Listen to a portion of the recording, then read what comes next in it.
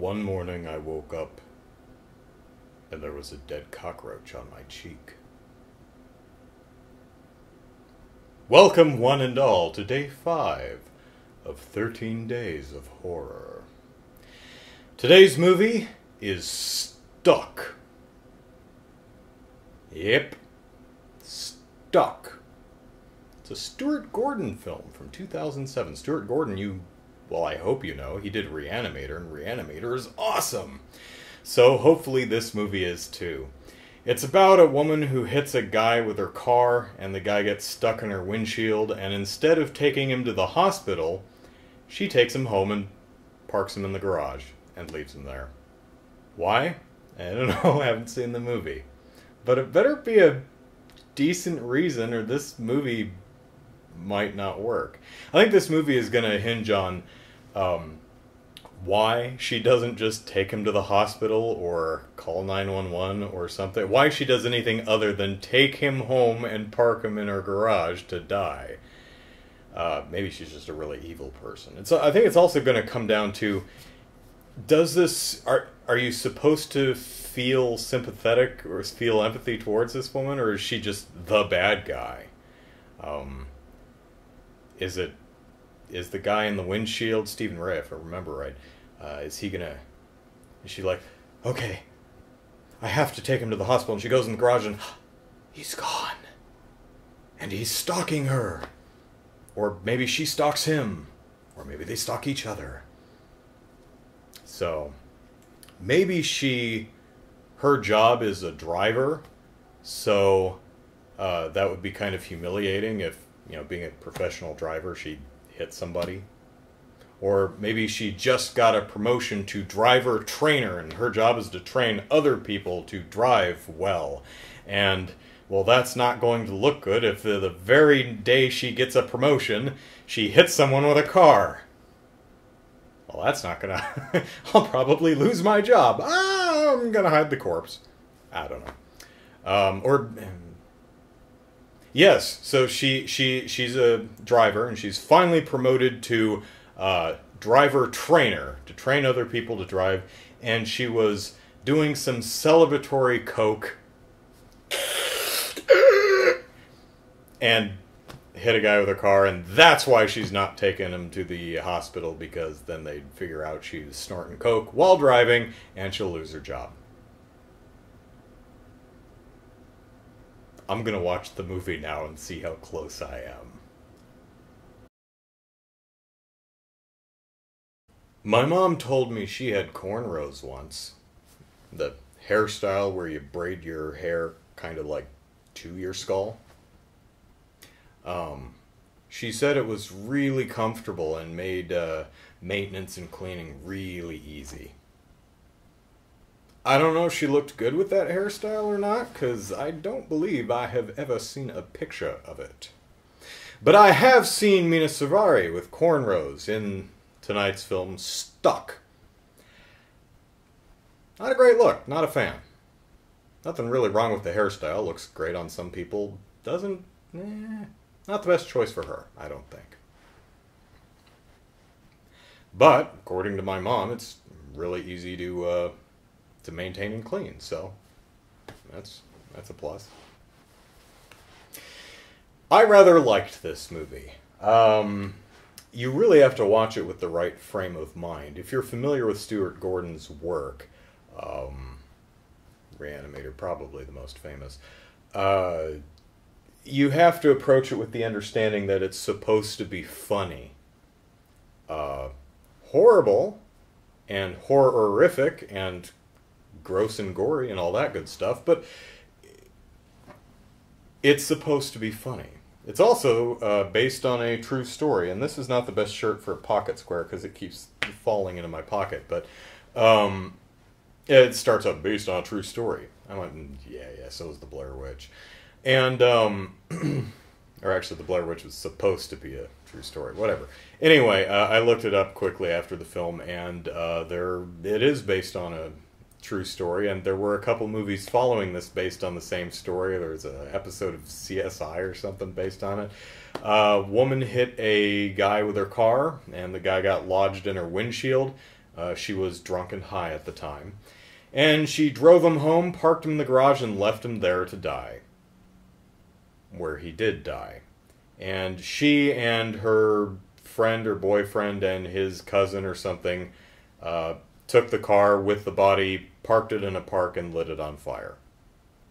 And she's in jail now and will be eligible for parole in 2027.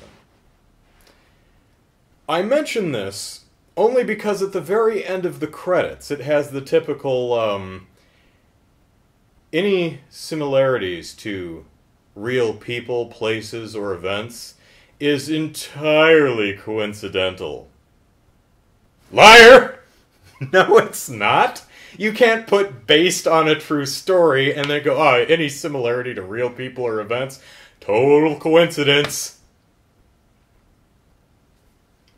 Liar. Anyway, so Stephen Ray, having a very bad day, gets kicked out of his apartment, which makes sense. He's probably not paying the rent because he's unemployed. Company downsized. Things happen. But the guy throws him out of his apartment but won't let him take his stuff with him. It's like, no, you don't get to take any of your stuff. Really? Is that a thing? Is that even legal? And he says, look, either get out or I call the cops. Your choice. And I'm thinking, yeah, call the cops. So they'll arrest you for trying to steal my stuff. Yes, you can evict me, but I don't think you can prevent me from taking my stuff out with me. But what do I know? Goes to a job interview and has an appointment at 1, sits there till about 4:30, and they finally get him and they tell him to fill in this form and mail it in. And he says, I did. That's how I got the appointment. And then they argue that he's not on the computer. Okay, so he's having a bad day. He's sleeping on a park bench. Cops kick him out and tell him to go to a homeless shelter. So he's walking to the homeless shelter, wherever he's going, and he crosses against a light. To be fair, it looks like it didn't turn yet because it's flashing the red hand, which means it's about to turn. But he's not watching. It is 2 in the morning, so not a lot of cars. But one car, the one driven by Mina Savari, who is, I almost got it right, she actually is up for a promotion and on drugs. She's not a, what did I say? She's not a professional driver being promoted to driver, trainer of drivers. She's a nurse's assistant being promoted to captain of nurse's assistant. So it's Friday night, and she says, golly gosh darn it, I have to work Saturday morning. I should go out to the club and drink and have ecstasy, which is a drug, which looks like a pink pill that you put on your tongue, and I guess it dissolves. Or you just dry swallow it, which is probably pretty comfortable. And ecstasy makes you ecstatic. Hence the name. I know my drugs. So she drives home completely wasted, not really walking straight, and tells her boyfriend Rashid, hey, come back to my place. I've got the munchies, bring food. So she's not particularly driving straight, and she's putzing around on her phone, and Stephen Ray's kind of just in a stupor because he's had a long bad day. He's crossing the street, she's driving, she plows into him, and he gets stuck in the windshield, and it's a pretty good hit as far as visual in the film, because both his legs break the other way, and his face first through the windshield wiper pierces him in the side. It's great. The makeup's really good too. However, there was a continuity mistake. When she gets the car all the way home, the blood and gore is different. That's okay. Just something I noticed. So it's kind of funny. He comes through her window and she's he starts dripping blood on her seat, and she's like, oh, she grabs a Kleenex and is dabbling it. I thought that was funny. It reminds me, oh, this damn pocket square. It reminds me of a story my mom told me that when I was a baby, I was sitting on her lap in the front seat. Dad was driving. And I vomited all over the place. Apparently, Dad was just horrified and bumped it. I think it was like really slow traffic in California. And he bumped into the guy in front of him. Oh, God! I don't remember that at all, because I was a baby. I think Mom was pregnant with my sister at the time, so I would have been like 1. So it's probably something like that. Oh, blood, dabble, dabble, dabble. And I'm thinking, she's going to she's going to hit something else if she doesn't watch the road. And she does sideswipe a few parked cars. But she does manage to drive all the way home with her car covered in gore and a person sticking out the windshield with not a single person noticing. Which even at 1 or 2 in the morning is kind of hard to believe. But whatever. Apparently, someone did manage to do that. Maybe she's really close to home. So, man, it's really hot wearing this stupid hat, and I know I look dumb in it, but that's all right. So, Stephen Ray is still alive, and she says, "I'm gonna get help. I'll call someone and be right back." She doesn't. Her boyfriend Rashid shows up. Now, remember I told you that she said she had the munchies, so she asked Rashid to bring munchies, food and stuff. He comes with 1 damn bottle of alcohol. Rashid, you need to listen to your lover. Really listen. When she says, I have the munchies and want food, she doesn't mean 1 bottle of alcohol, you jackass. Oh well. So, he's portrays himself as a, drug-dealing tough guy, deals drugs and, tells people you better have my money. And oh yeah, I've killed lots of people all the time. Yeah, that's the ticket. But he's really just an idiot. Everyone in this movie is really stupid, which can be a tough thing for me because I don't find stupid people funny. I find them aggravating. I've done tech support, so that might be why. So, yeah, the movie is him trying to get help. He's stuck in a windshield. So, she tells Rashid what happened, minus there's still a body in my windshield. He's like, you hit a homeless guy? Did anyone see? No problem then. Let's go have sex. And then they go have sex. While there's a guy bleeding to death in her garage. And then, now, they have sex, which typically requires nudity. I've seen enough films to know this to be true. Plus, they're naked in the film. She wakes up the following morning with a shirt and underwear on. I don't know where the hell Rashid is. And I'm thinking, continuity error? Or did they just wait for the post-coital glow to wear off and then say, well, I'm putting my pants back on?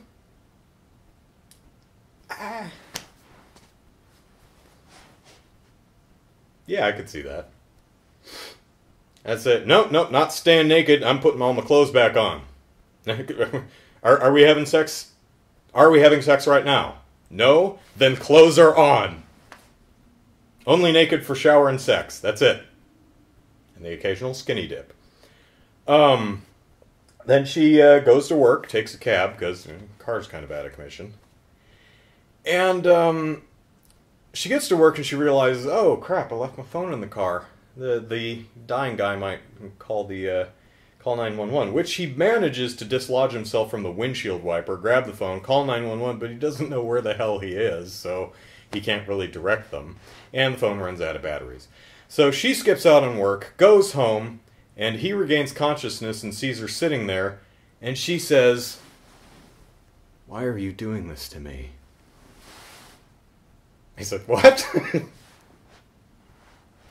That was really the first time in the movie I'm like, oh, okay, I see what we're doing with this film as far as tone and humor goes. So she goes over to her boyfriend Rashid's house, thinking, I'm going to get this guy to help me get rid of the body. Well, Rashid comes to the door in his underwear. He's like, oh, stay out of my apartment because now's not a good time. And she hears, "Honey, who's at the door?" And she's like, "What the hell?" And she barges in, and there's a naked woman in his bed. And she's, "What's going on? Who is this? Why is there a naked woman in my boyfriend's bed, and my boyfriend's in his underwear, and I'm not here? Explain this to me. I'm sure there is an explanation for this. I'm sure you're not just, cheating on me. Let's have it. Let's hear it." Which is kind of amazing that she's actually willing to give this guy the benefit of the doubt. It's like, I've been thinking about this in the back of my mind. I'm trying to think, is there actually a plausible explanation for this scenario? It was cold, right? And she had hypothermia, and I was warming her with my body heat.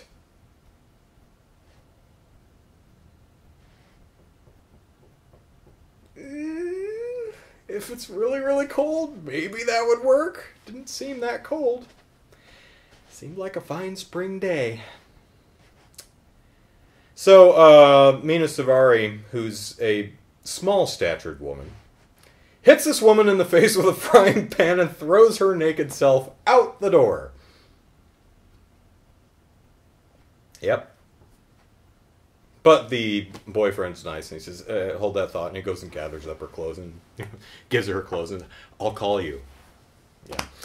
Yeah.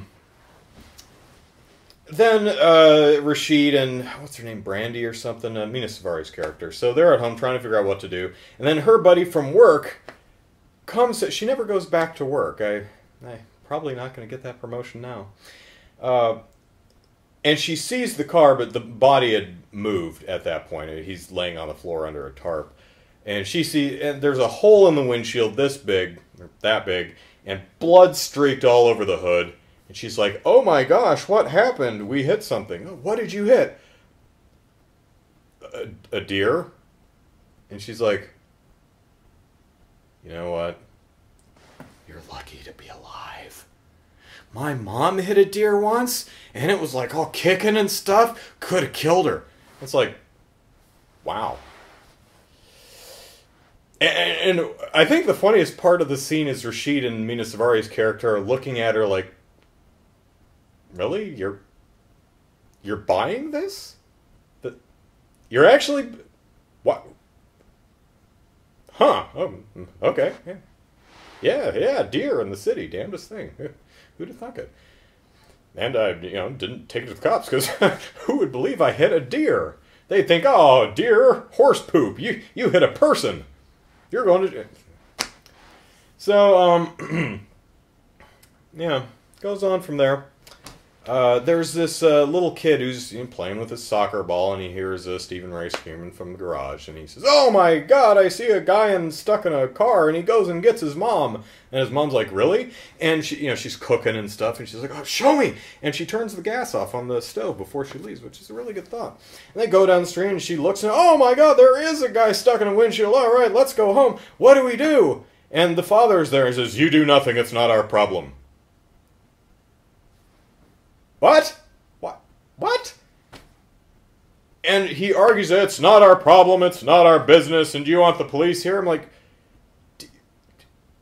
do you traffic humans through your basement or something? Do you have a drug ring, a dogfighting ring? What? He's like, "We might get deported." Oh. Really?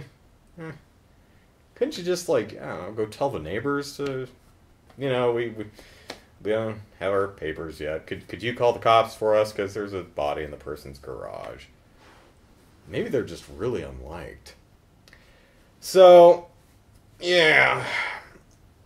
And there's another point where Stephen Ray gets a gun, and Mina Savari's coming at him with a hammer. He's like, back the hell off, just let me go. She's just continues towards him with a hammer, and he says, what the hell is wrong with you? It's true. It's like really serious. And she throughout the movie is, why are you doing this to me? Just can't take responsibility for her own actions. It's very sad. Last thing I want to mention. Compound fractures. Very painful, I would assume. Never had one myself, but man, do those things squick a lot of people out. It's where the bone, where you have a break and there's a bone sticking out through your leg or arm or wherever. You know, dogs like bones. They like chewing on bones. So if you have a bone sticking out of your arm or leg or something, and a dog's around, yeah. That's, I never thought about that before, but that's a pretty horrible thought, where your the tibia is sticking through your leg, and a dog is like, oh, a chew toy, nom nom nom. That would suck. Anyway, yeah, give it a watch. It's fun, unless you're totally averse to stupid people, which I generally am. But there's a lot of good fun stuff in this movie. So, of the 5 I've watched so far in this show, this series of videos, yeah, this is my favorite. I'm hoping one of the at least one is something like, holy crap, this is a new favorite of mine. I must buy the DVD. This is not a movie I'll watch again, but I'm glad I saw it. I enjoyed it. So, I gotta go to bed. I gotta work tomorrow. So, night. See you tomorrow for yet another day of horror.